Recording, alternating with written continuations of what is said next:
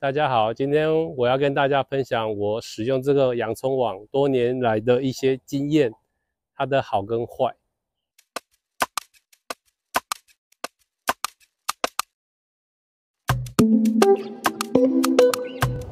大家好，我今天要跟大家分享。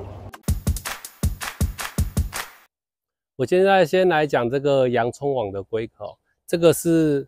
那個在蝦皮你要去找特厚絲款。那它這個尺寸是50×80，它也有40×70。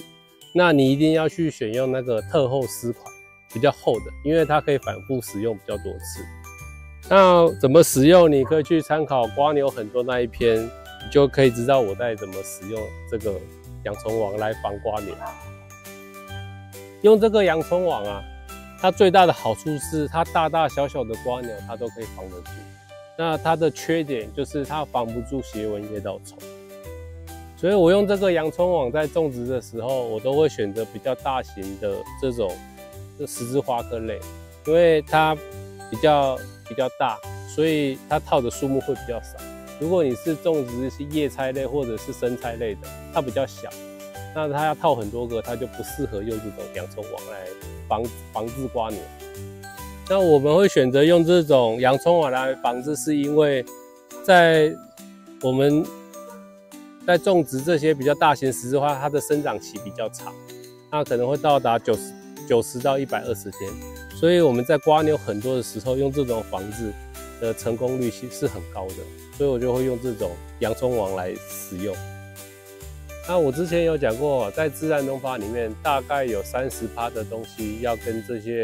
這些蟲啊共享，所以你看我在這個溪地啊，大概每一個溪地都種4棵，它其中就會有1棵會受損，差不多也就是70%。那照我之前的經驗吼，第一年的時候我在抓斜紋葉稻蟲抓得很勤，但是也會發現越抓越多。那它本來只有攻擊你1棵，它就會攻擊別棵，所以跟蝸牛的道理是，你越抓它就越多，因為他們是要生存，他們就會想盡辦法。那如果舊有的高麗菜上面它就有斜紋葉稻虫的時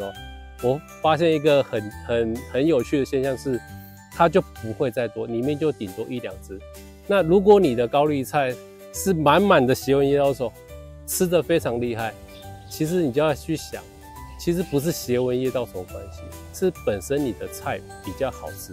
所以他們為了要生存，他們可以繁衍更多。所以它吃得更凶，所以這個為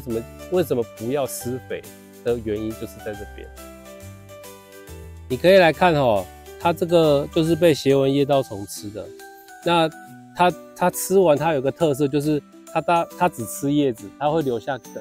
那有些的話哦，它就會那個高麗菜它就會生存下來，然後它又會再長出來。那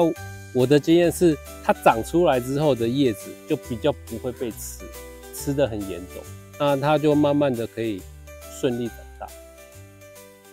我所種的作物啊都不施肥所以它初期它的生長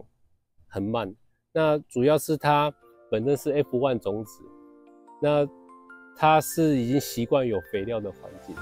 但是它長得慢不代表它後期會長得慢，它只要跟下面的菌達到一個共生的效果的時候，它就會順利的慢慢長大。而這些葉子啊，其實都有被斜紋葉稻蟲吃，但是它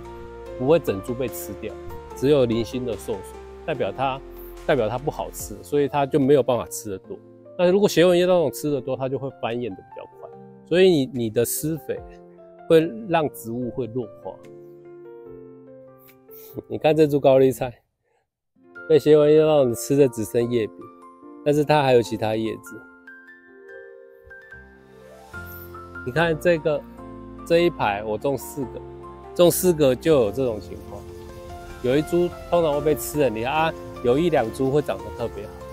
那這些開花結果的那個比較好的高麗菜，我建議是可以留種，讓它世世代代可以在你的園區繁衍下去。這些高麗菜啊、青花菜啊，它們原產地是來自於歐洲，所以歐洲他們是比較乾旱的地方。那所以這種菜盡量是少澆水。我其實幾乎都沒有澆什麼，只有初期種下去有澆過1次水。那之後，因為我們這邊露水很重，所以它都是靠着露水為生，它照樣可以長得起來。